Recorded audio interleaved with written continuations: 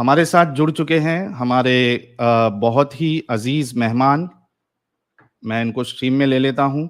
जैद पटेल, अस्सलामुअलैकुम वरहमतुल्लाहि वबरकातुहू। कैसे हैं आप?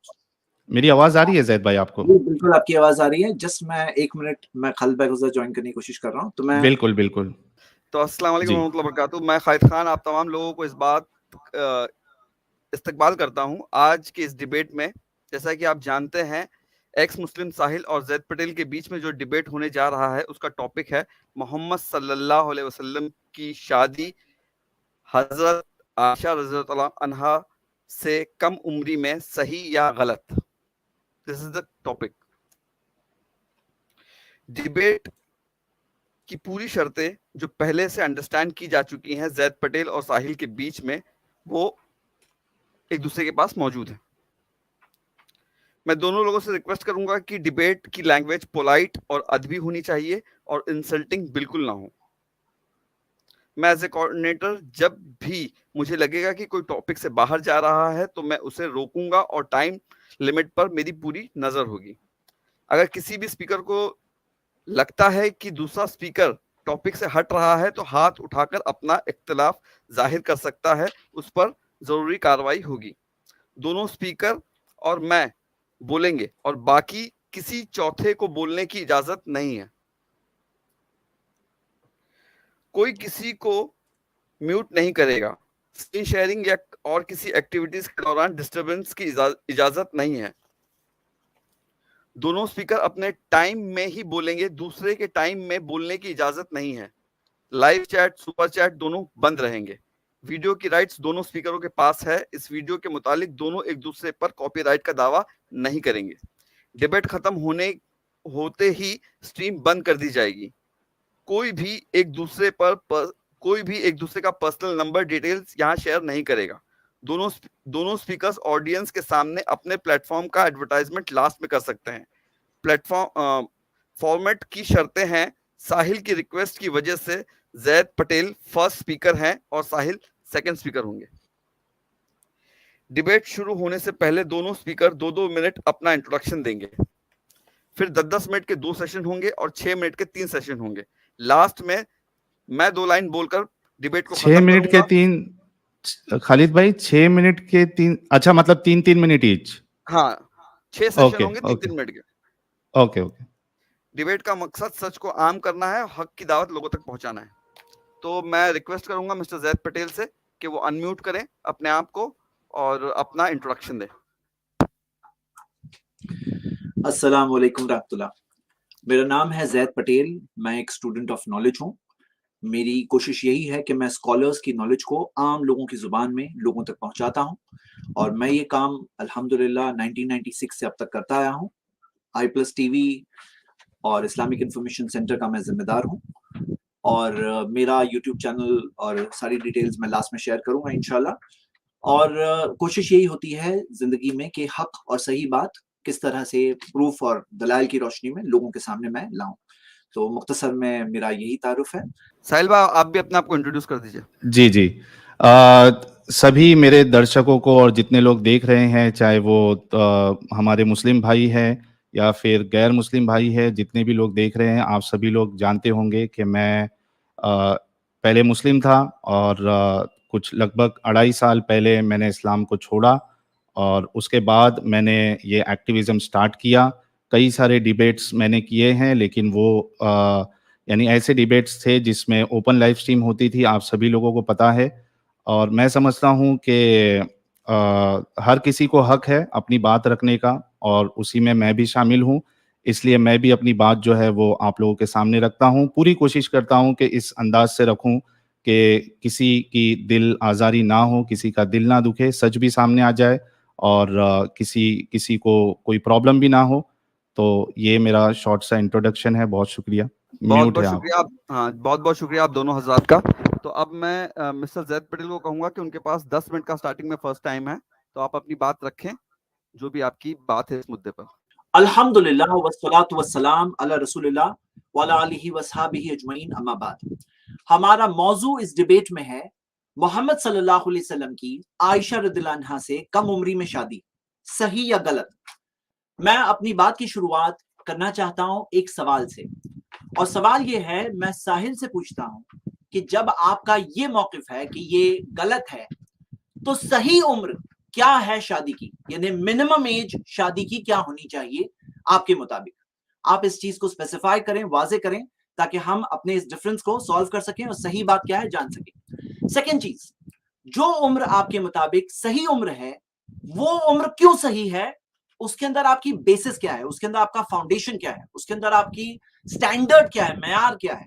तो ये बात को आप वाजे करें। तीसरी चीज, आप किस चीज के खिलाफ है वो क्लियर करें। सिर्फ आयशा रदियल्लाहु अन्हा की कम उम्री की शादी में के खिलाफ है, या कोई भी शादी कम उम्री में उसके खिलाफ है, ये आप क्लियर करें। ये हो गए 3 सवाल। अब आइए मैं आपके सामने बात वाजे करूं कि अगर आप सिर्फ आयशा रदियल्लाहु अन्हा की शादी के खिलाफ हैं, तो फिर ये तो नाइंसाफी है। क्यों नाइंसाफी है? कि आप सिर्फ मोहम्मद सल्लल्लाहु अलैहि वसल्लम की शादी के खिलाफ है और बाकी सब कम उम्री की शादी को सही समझते हैं, तो ये तो गलत होगा। तो आपको वाजे करना होगा कि आप सारी शादियों के खिलाफ है, और या सिर्फ ये एक शादी के खिलाफ है, आपको वाजे करना होगा। और जब तक आप ये सवालों के जवाब ना दे दें, तो मेरी रिक्वेस्ट है कि आप अपनी बात को आगे ना बढ़ाएं। क्यों? क्योंकि हमें क्लैरिटी कैसे मिलेगी कि आपका फाउंडेशन क्या, आपकी बेसिस क्या है। अब आइए मैं आप सबको बता दूं, चाइल्ड मैरिज के तो हम भी खिलाफ हैं, हम भी खिलाफ है। क्या आप जानते हैं इस्लाम में एज ऑफ मैरिज क्या है? तो एज ऑफ मैरिज के ताल्लुक से हम ये देखते हैं कि एक फॉर्मूला हमें मिलता है। सबसे पहली चीज कि बुलूगत तक पहुंचनी चाहिए लड़की, यानी कि बालिग होनी चाहिए, प्यूबर्टी तक पहुंच जाना चाहिए, उसे मेंसेस आ जाना चाहिए, फर्स्ट कंडीशन है। इसके कई दलाइल है, वो दलाइल में से मैं एक दलील आपके सामने प्रेजेंट कर रहा हूं। कुरान की सूरह निसा सूरह 4 वर्स 6, अल्लाह ताला ने फरमाया, वब्तलुल यतामा हत्ता इदा बलगुन निकाह, यतीम को आजमाओ यहां तक कि वो निकाह की उम्र तक ना पहुंच जाए। बलगु बुलूगत भी इसी से आता है, यानी कि निकाह की उम्र तक ना पहुंच जाए। पता है चला कि एक उम्र है जो निकाह की उम्र है। वो उम्र क्या है? वो उम्र है जब वो हैज आ जाए उसे, जब वो मेंसेस तक पहुंच जाए। तो वो यतीम के ताल्लुक से है कि जब वो यतीम उम्र बुलूगत तक पहुंच जाए तब उसे टेस्ट लो, और वो उम्र को निकाह कहा गया है, यानी कि निकाह की उम्र कहा गया है। सेकेंड चीज, सिर्फ वो काफी नहीं कि बुलूगत तक पहुंच जाए। शरीयत का कायदा, इस्लामिक शरिया का रूल है, ला दररा वला दिरार, कोई नुकसान ना पहुंचाओ ना नुकसान लो। सुनन इब्न माजा की हदीस है, और आप सही मुस्लिम की कमेंट्री में इमाम नववी के वर्ड्स पढ़ सकते हैं, हवाला दिया हुआ है।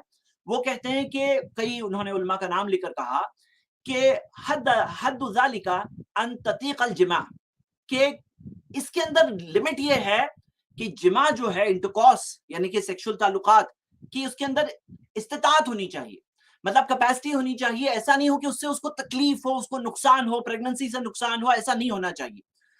और वो कहते हैं यख्तलिफु ज़ालिका बिइख्तिलाफिहिन्ना, ये हम देखते हैं लड़कियों में एक नहीं होती है, इसी वजह से उम्र कैद नहीं कर सकते। और आप देखोगे कि ये फिजिकल कैपेसिटी जब तक पूरी ना हो जाए, इसी वजह से उम्र कैद नहीं कर सकते बुलूगत के साथ फिजिकल कैपेसिटी। और फर्दर आप देखोगे सिर्फ फिजिकल नहीं, जहनी तौर पर भी उसको केपेबल होना चाहिए।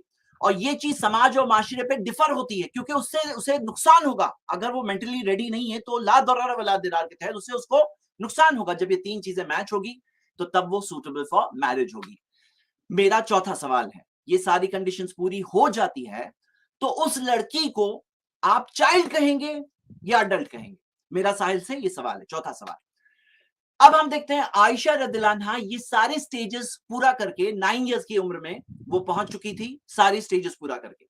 अब कोई और लड़की हो सकता है 9 इयर्स, हो सकता है 12 इयर्स, हो सकता है 15, हो सकता है 18, हो सकता है 21 में भी वो केपेबल ना हो सकता है। और इसके बाद भी शादी नहीं हो जाती।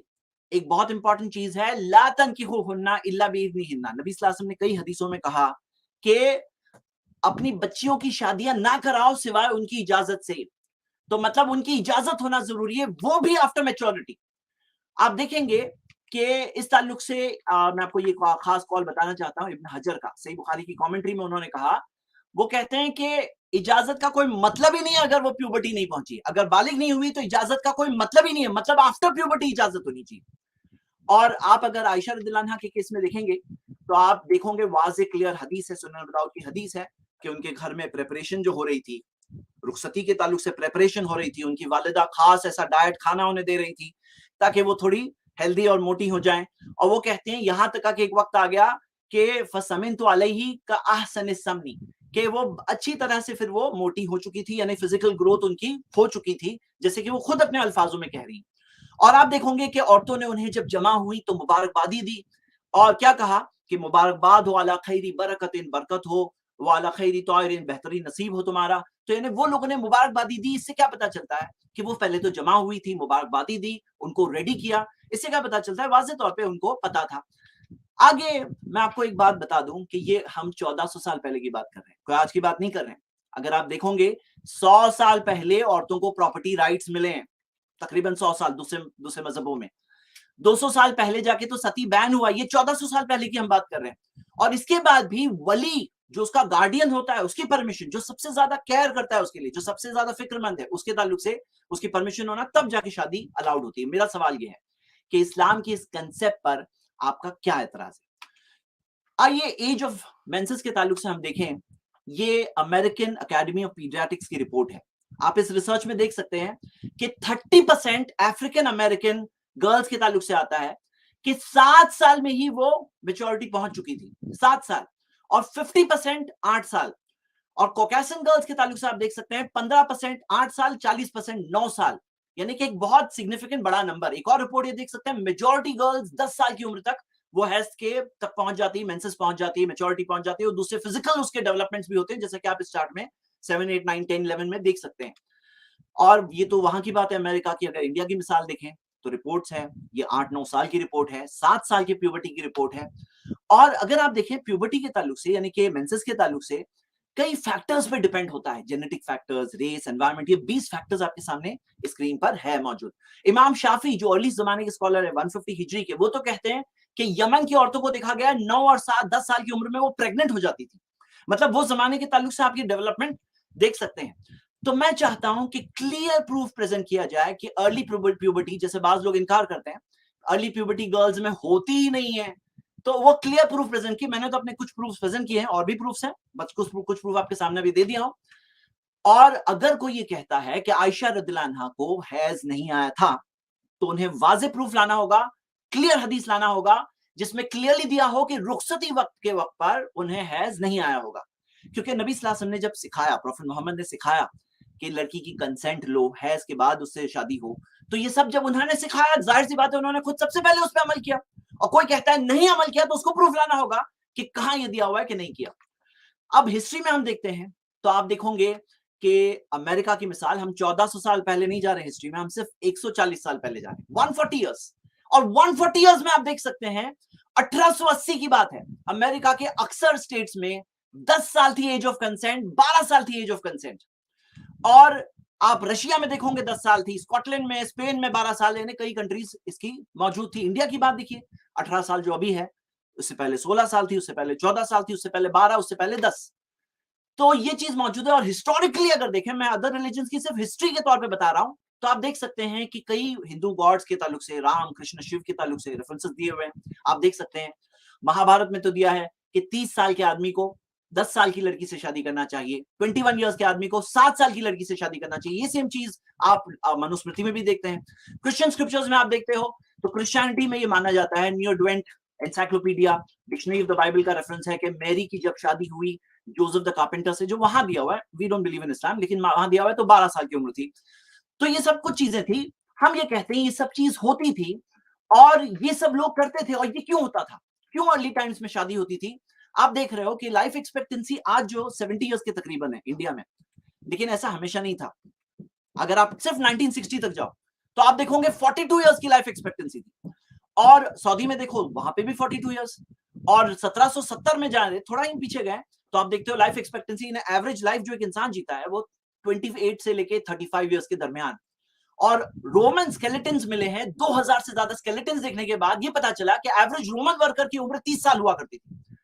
और एक और बात फैक्टर आप इसमें देखिए कि आज हमारे जमाने में यूनिसेफ की रिपोर्ट है, 1000 में से 46 बच्चे प्यूबर्टी से पहले मर जाते हैं। लेकिन यही चीज, सेम चीज हिस्टोरिकली देखोगे, कई कल्चर्स की रिपोर्ट आपके सामने है, 100 में से 46। अब आप सोचो कि अगर आप उस जमाने में जीते हो, आपको पता है एवरेज एज तकरीबन 35 इयर्स आप जी सॉरी जैद भाई, आपका टाइम पूरा हो चुका है। तो ये बात मैं कहकर फिनिश करता हूं कि ये चीज हिस्टोरिकली होती आई थी, और ये चीज के ताल्लुक से हमें मिल रहा है। और आपसे सवाल है कि ये चीज क्यों गलत है? मिनिमम एज ऑफ मैरिज क्या होनी चाहिए थी 1400 साल? टाइम हो गया है ना?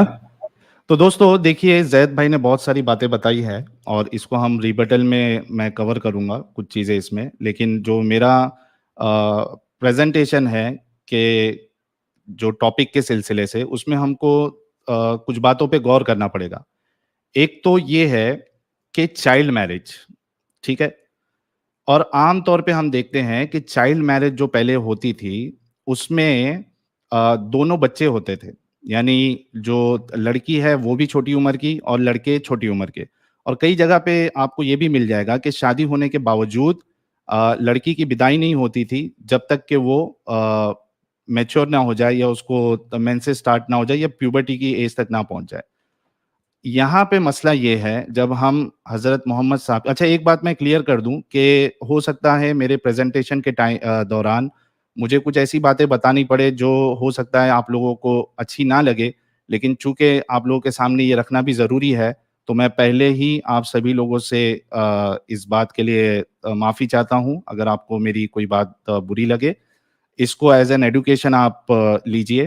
तो यहाँ पे देखिए आप कि हज़रत मोहम्मद साहब जो है, जब हज़रत आयशा के साथ उनका निकाह हुआ, तो वो 52 साल के थे। यानी एक इंसान जिसको ये कहा जा रहा है लक़द कान लकुम फ़ी रसूलिल्लाहि उस्वतुन हसना, ये शख्स खुद 52 साल के हैं। यानी एक बूढ़े इंसान की शादी की जा रही है एक बच्ची से 6 साल की। अच्छा, ज़ैद भाई ने बताया कि चाइल्ड मैरिज के वो भी खिलाफ है। मुझे ज़ैद भाई सिर्फ इतना बता दे कि भाई 6 साल की बच्ची, ये चाइल्ड मैरिज नहीं होती है? क्या रसूलुल्लाह ने चाइल्ड मैरिज नहीं की थी? बिल्कुल की थी। तो सबसे बड़ा प्रॉब्लम यहाँ पे एक जो पहला प्रॉब्लम ये आता है कि रसूलुल्लाह खुद 52 साल के हैं और हज़रत आयशा 6 साल की। अच्छा, हज़रत आयशा जो है 6 साल की उसमें निकाह हुआ है उनका और रुखसती 9 साल की उसमें हुई है, ठीक है?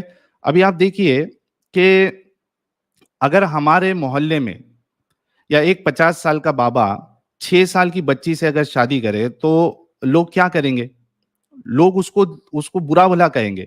और अगर हमारे घर का बुजुर्ग भी ये हरकत करे, तो हम उसको डिसोन कर देंगे। फिर हम एक नबी, एक रसूल से कैसे एक्सपेक्ट कर सकते हैं कि वो इस तरह का अमल पेशे अंजाम दे? खुद मोहम्मद साहब ने अपनी बेटी फातिमा की शादी बुजुर्ग हज़रत अबू बकर और हज़रत उमर से नहीं करवाई थी, बल्कि हज़रत अली से करवाई थी। अगर ज़ैद भाई को हदीस देखना है, तो मैं उसको स्क्रीन पे दिखा दूँगा आप लोगों के सामने और ज़ैद भाई को भी बता दूँगा। अच्छा, अभी देखते हैं कि क्या चाइल्ड मैरिज एक अच्छी चीज़ है?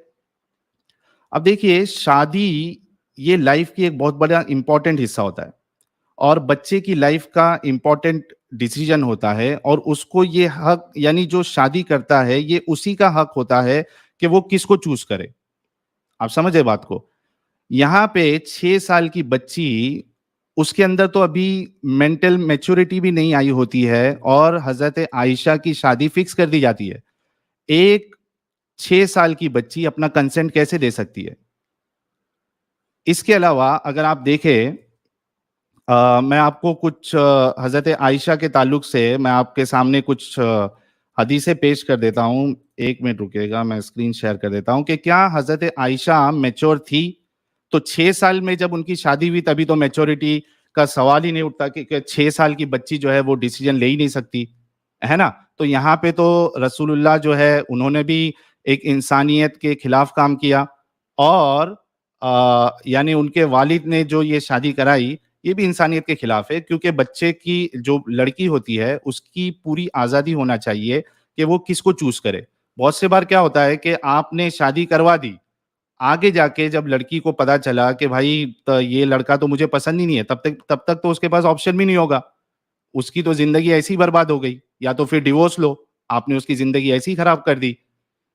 तो इस लिहाज से भी बच्ची के साथ शादी करना और ख़ास करके हज़रत आयशा के साथ शादी करना, ये बिल्कुल सही नहीं था। और इसके अलावा आप देखिए कि क्या आज एक इंसान एक बच्ची से शादी कर सकता है जिसको अभी मेंस्ट्रुएशन स्टार्ट भी नहीं हुआ है? तो हाँ, इस्लाम के हिसाब से कर सकता है। रसूलुल्लाह ने खुद किया। कुरान की 65:4 60 verse chapter number 65 verse number 4 अगर आप देखिए तो वहां पे भी आपको मिल जाएगा कि आप एक ऐसी लड़की से शादी कर सकते हैं जिसको अभी हैज आना स्टार्ट भी नहीं हुआ, क्योंकि उसकी तलाक की इद्दत की जो मोहलत है वो बताई गई है उसमें। अब हजरत आयशा के ताल्लुक से हम कुछ चीजें देखते हैं हदीसों में क्या आता है कि क्या हजरत आयशा मैच्योर थी या नहीं थी। अच्छा, ये बात तो जैद भाई भी मानते हैं कि हजरत आयशा की जो शादी है वो 6 साल में हुई थी और रुखसती जो है वो 9 साल में हुई थी। ठीक है, अभी आप देखिए, हाँ, ये देखिए सही बुखारी की हदीस 6130 है। इसमें खुद आयशा बताती है कि I used to play with the dolls in the presence of the prophet and my girlfriends used also used to play with me. When Allah's apostle used to enter my dwelling place, they used to hide themselves. But the Prophet would call them to join and play with me.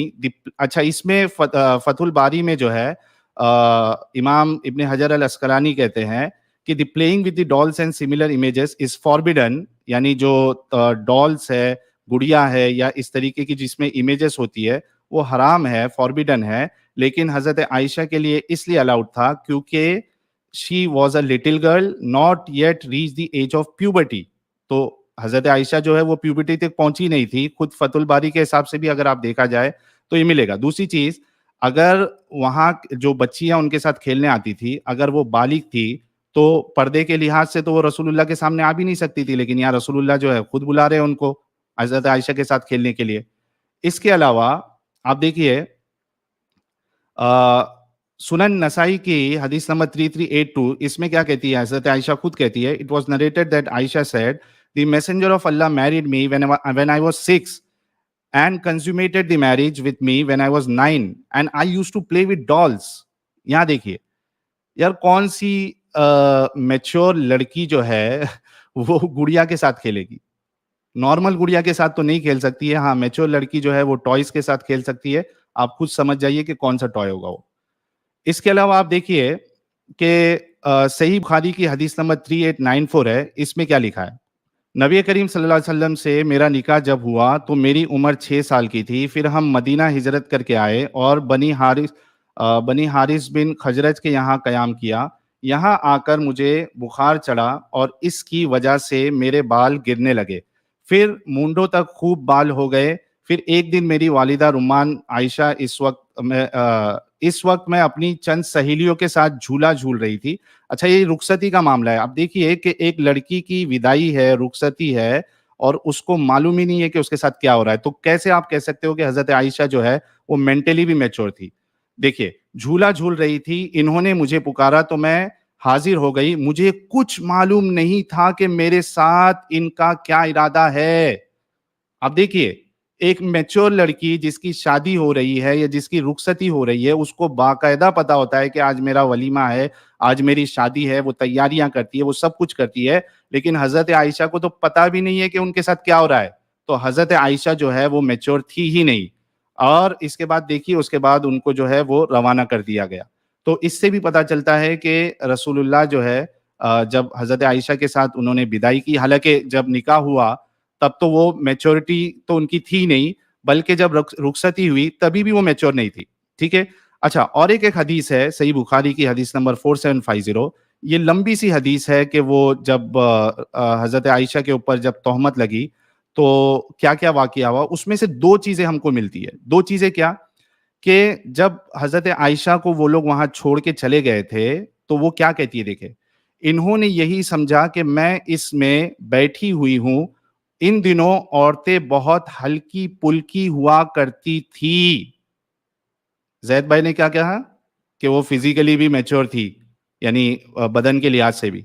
हालांकि यहाँ पे क्या है, इन दिनों औरतें बहुत हल्की पुल्की हुआ करती थी, गोश्त से इनका जिस्म भारी नहीं होता था, क्योंकि खाने पीने को बहुत कम मिलता था, खाना पीने के भी वहां पे वांदे थे। यही वजह थी कि जब लोगों ने हॉरस साहिल भाई, को, एक्सक्यूज मी, हाँ, साहिल भाई टाइम हो गया आपका 10 मिनट। इतना जल्दी हो गया? जी, देख सकते हैं ठीक है, आप। चलिए मैं नेक्स्ट उसमें कवर कर लूंगा इसको। जी।